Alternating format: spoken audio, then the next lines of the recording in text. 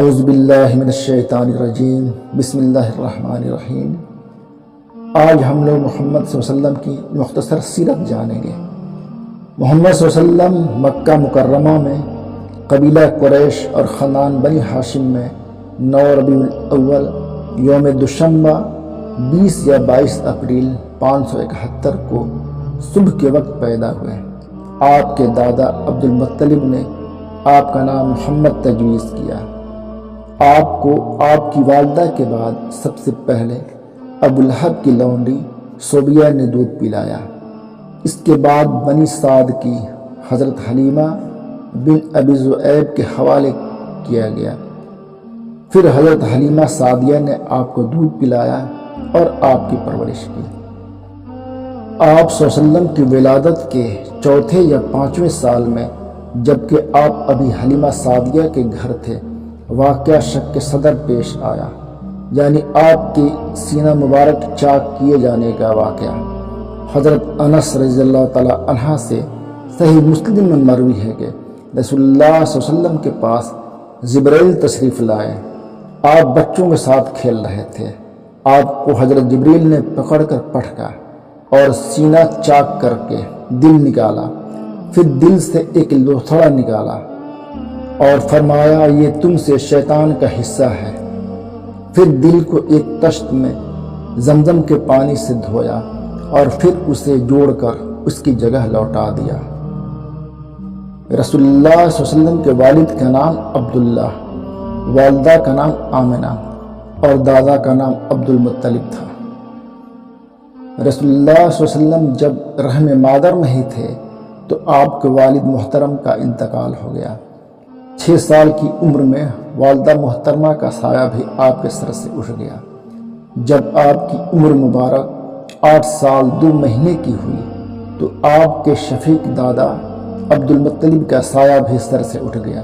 پھر آپ کی کفالت اور پرورش آپ کے چچا ابو طالب نے کی۔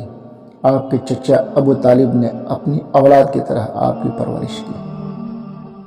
جب رسول اللہ صلی اللہ علیہ وسلم جوان ہوئے تو آپ کے پاس کوئی معین کام نہ تھا، لیکن صحیح سند سے بات ثابت ہے کہ آپ صلی اللہ علیہ وسلم بکریاں چرایا کرتے تھے۔ آپ صلی اللہ علیہ وسلم بنی سعد کی بکریاں چرائیں اور بھی دیگر افراد کی بکریاں چند قیرات کے عوض میں چراتے تھے۔ جب رسول اللہ صلی اللہ علیہ وسلم کی عمر مبارک 25 سال کی ہوئی تو حضرت خدیجہ کا مال لے کر تجارت کے لیے ملک شام تشریف لے گئے۔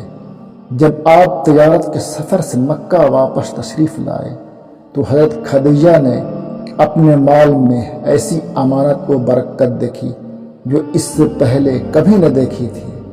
ادھر آپ کے غلام میسرہ جو سفر تجارت میں رسول اللہ صلی اللہ علیہ وسلم کے ہمراہ تھا، اس نے آپ کے شیریں اخلاق، بلند پایا کردار، موضوع انداز فکر، راست گوئی اور امانت دارانہ طور طریقے کے متعلق اپنے مشاہدات حضرت خدیجہ کے سامنے بیان کیا تو آپ سے بہت متاثر ہوئی۔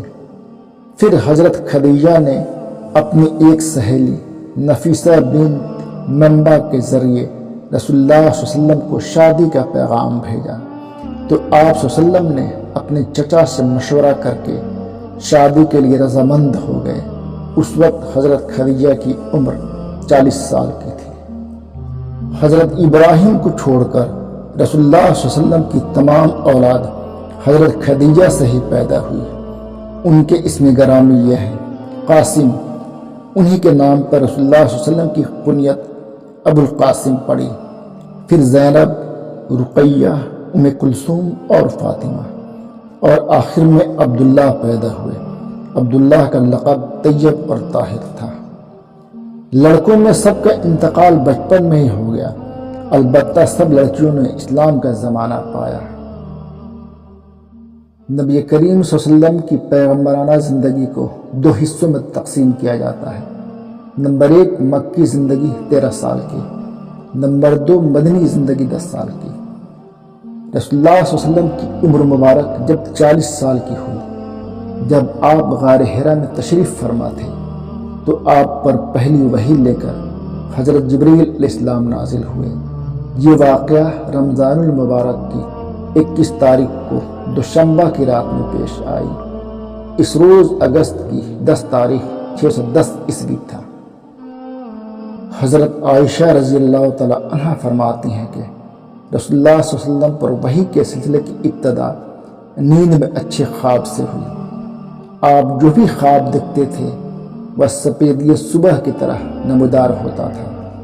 پھر آپ کو تنہائی محبوب ہو گئی، چنانچہ آپ غار حرا میں خلوت اختیار فرماتے اور کئی رات گھر میں تشریف لائے بغیر مصروف عبادت رہتے۔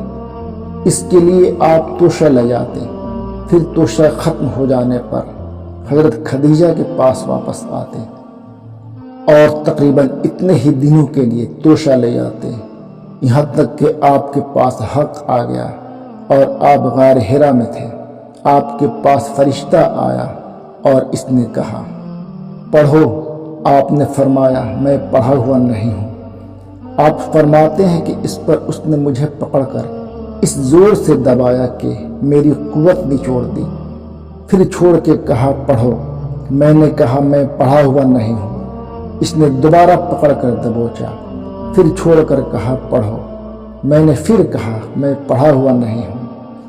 اس نے تیسری بار پکڑ کر دبوچا، پھر چھوڑ کر کہا اقرأ بسم ربک الذی خلق خلق الانسان من علق اقرأ وربک الاکرم۔